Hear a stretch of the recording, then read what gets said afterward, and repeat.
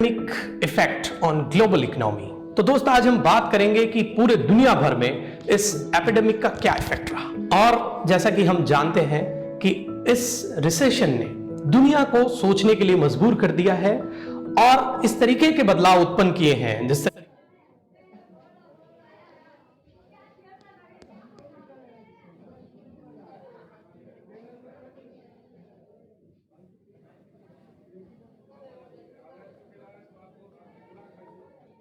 तरीके के बदलाव इस एपिडेमिक से पहले कोई सोच भी नहीं रहा था।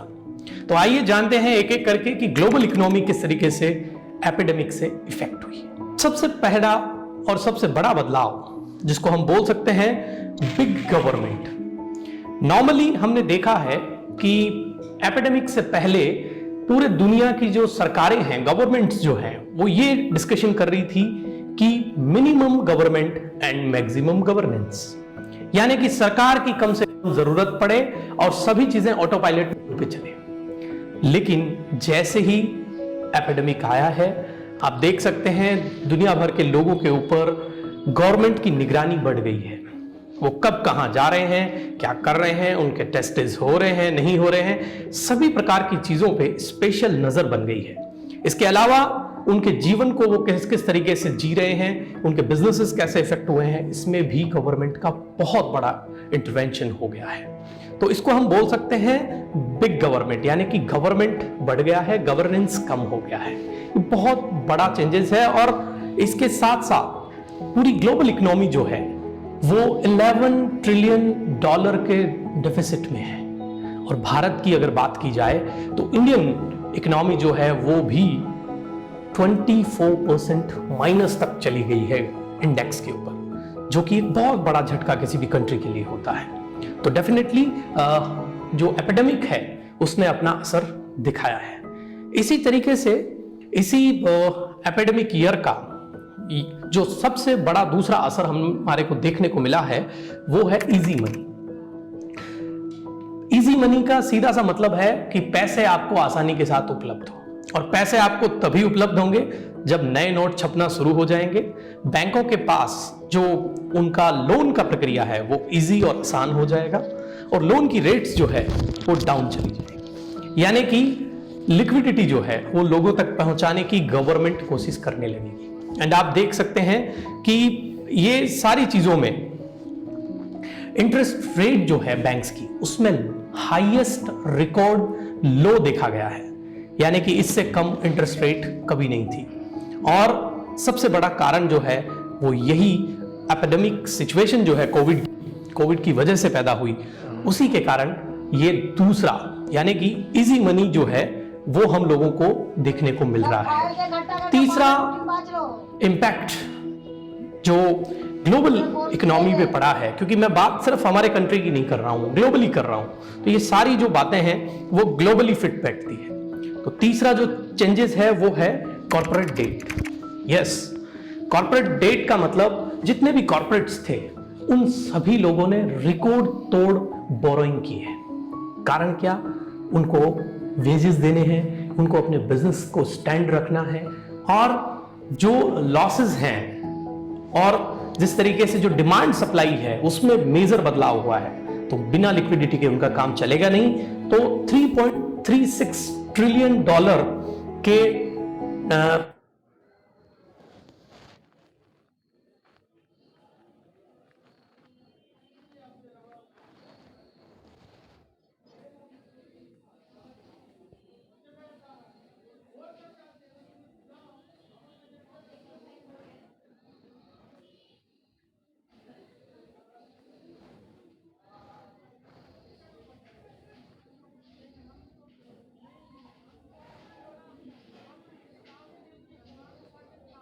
फर्स्ट हाफ में ही, मतलब पहले 2 क्वार्टर जो 2020 के हैं उसी में इतना कॉर्पोरेट डेट ले लिया गया था कॉर्पोरेट्स के द्वारा, और ये एक तरीके से हाईएस्ट बोरोइंग टाइम भी कह सकते हैं।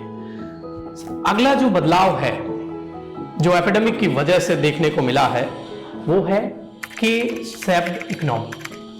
के शेप्ड इकोनॉमी का मतलब है कि जो रिकवरी इकोनॉमी की हो रही है, ये जब होगी तो लोगों के जीवन स्तर में बहुत बड़ा चेंज आ जाएगा। क्योंकि जो लोग स्किल्ड या बहुत प्रोफेशनल हैं उनको इतना असर नहीं होगा और वो लोग अपनी स्किल की वजह से जिंदा भी रहेंगे और आगे भी बढ़ सकते हैं। और जो स्किल्ड लोग हैं हो सकता है कि वो इसको राइट इन्वेस्टमेंट टाइम माने और इसका बहुत बड़ा फायदा वो ले ले।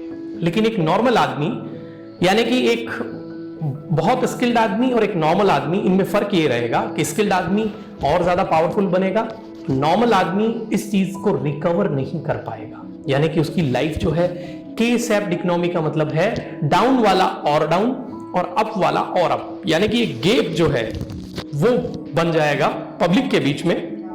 और इस गैप में अगर आप अपने आप को सरवाइव करना चाहते हैं तो आपकी स्किल ही आपको बचा सकती है। अगला ही पॉइंट जो इस एपिडेमिक से दुनिया के लोगों को देखने को मिलेगा वो है राइज ऑफ रोबोट्स। यस, आप देख सकते हैं वेयर हाउस चेन्स जो हैं बड़ी बड़ी, उन सब में रोबोट्स का इस्तेमाल स्टार्ट कर दिया है। हॉस्पिटैलिटी में आप देखेंगे कि वहां जहां फिजिकली टच नहीं हो सकते वहां पे रोबोट्स का इस्तेमाल शुरू हो गया है। ड्रोन टैक्सीज अपना काम करना स्टार्ट कर दिया है। तो इस तरीके से आने वाले टाइम में जब रोबोट्स का यूज बढ़ेगा तो आप समझ सकते हैं कि एम्प्लॉयमेंट और वेजेस जो हैं, मैन पावर की जो जरूरत है वो कम होगी। तो ये एक बड़ा मेजर बदलाव आने वाले समय में इस एपिडेमिक की वजह से हमें देखने को मिलेगा। सिर्फ इतना ही नहीं दोस्तों, और भी कई सारे बदलाव हैं जो हम लोगों को फेस करने पड़ेंगे। और ये सिर्फ ट्रांजिशन फेज के बदलाव नहीं, कुछ बदलाव ऐसे होंगे जो परमानेंट हमारी जिंदगी में सेट हो जाएंगे। तो चलिए बात करते हैं अगले बदलाव की, और वो है वर्क फ्रॉम होम। इसका नाम आपने बहुत सुना होगा क्योंकि पूरे एपिडेमिक ने हमें ये सिखा दिया कि आप घर बैठ के भी उतने ही इफेक्टिव तरीके से अपने काम को कर सकते हैं जितना आप फिजिकली ऑफिस में जाके या कोई प्लेस पे टूर करके करते थे। तो ये वर्क फ्रॉम होम का कल्चर बढ़ जाएगा और कंपनीज टेक्नोलॉजी की वजह से ये समझ जाएगी कि उनकी प्रोडक्टिविटी को कितना इफेक्ट हुआ है। आप देखेंगे क्योंकि अगर फिजिकल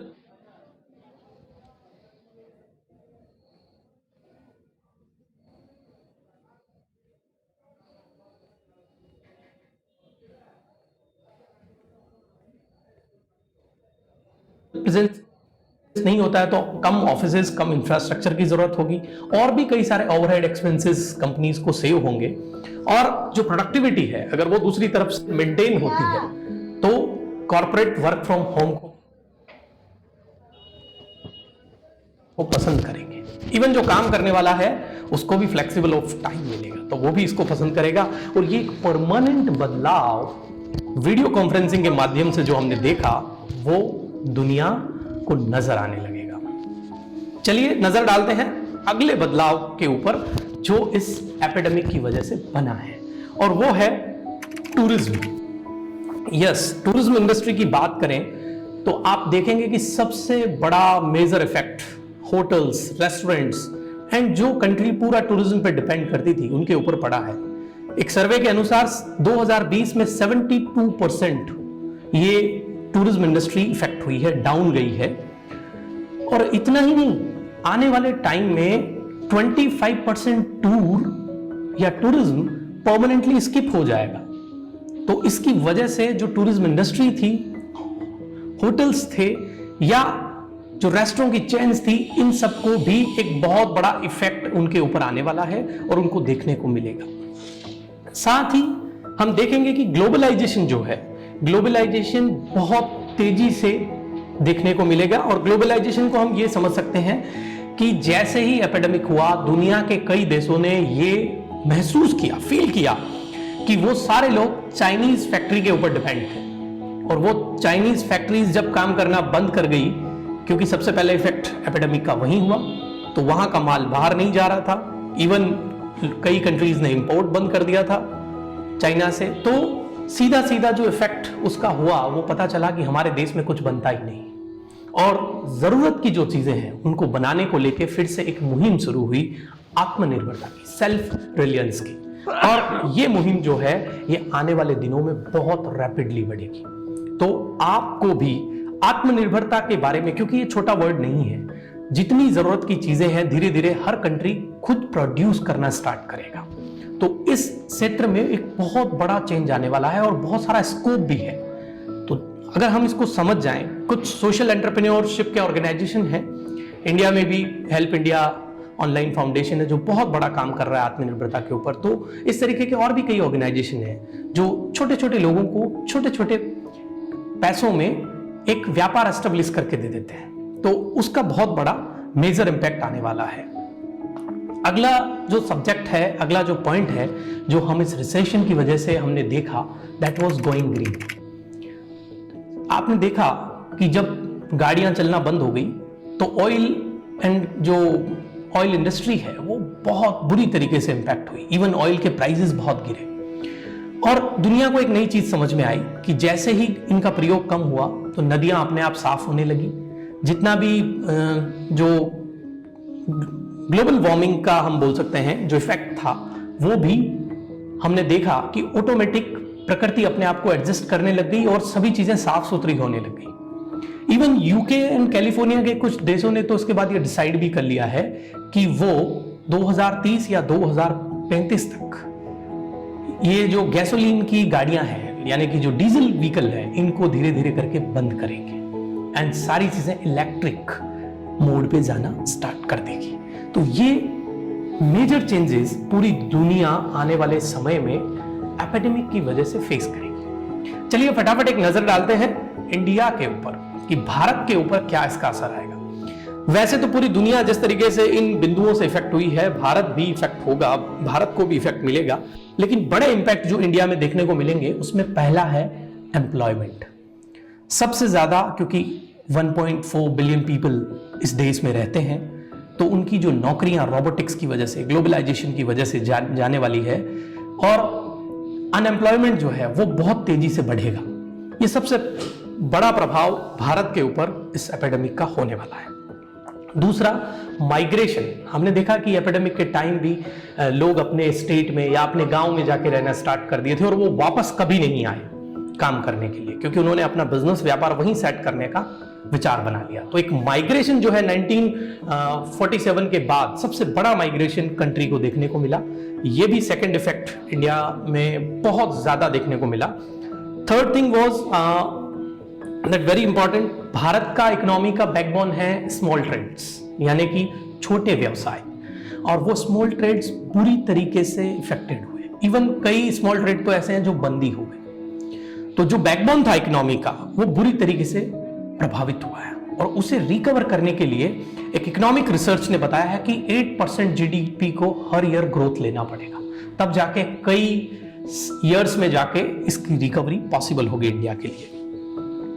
एक इंपॉर्टेंट बात और है कि इंडिया फेस्टिवल कंट्री है और फेस्टिवल में आपने देखा है कि भीड़ भाड़, लोगों का खरीदारी के ऊपर रुझान ये बहुत बढ़ जाता है, लेकिन इसमें बहुत बड़ा चेंजेस देखने को मिलेगा, क्योंकि लोग जब भी एक दूसरे के पास क्राउड में जाएंगे तो इस तरीके की जो एपिडेमिक में हमने एक नया सीन देखा कि व्यक्ति व्यक्ति से डरने लग गया, ये बात जो है उनके जहन में जरूर रहेगी और ये फेस्टिवल इकोनॉमी होने की वजह से इंडिया को इसका भी इंपैक्ट आएगा कि ज्यादा भीड़, ये धीरे धीरे इनमें चेंजेस आएगा।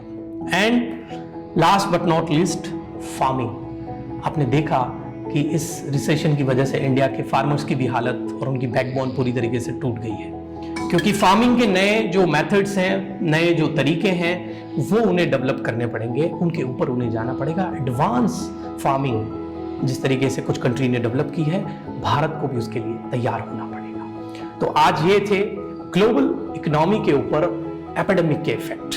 तो ऐसे ही कुछ सब्जेक्ट्स और कुछ विभिन्न वार्ताओं के साथ हम फिर से मिलेंगे। तब तक के लिए जय हिंद, जय भारत, धन्यवाद।